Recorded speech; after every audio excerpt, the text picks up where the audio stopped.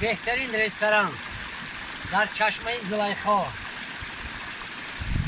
بهترین راستی گپ همین چشمه زلیخای دیدم الهام اومد 4 مصرع بخوانم. به یادت ارتچه گلزار کردم، درخت عمر تو قربان کردم. به آب چشمه صافی زلیخا، به آن موی سرت را تار کردم.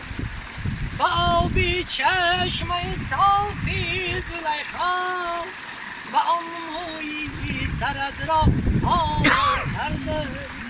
به آن موی سرت را تار کردم.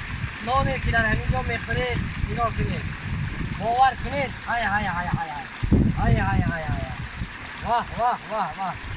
در یگان رستورانی اوریجینال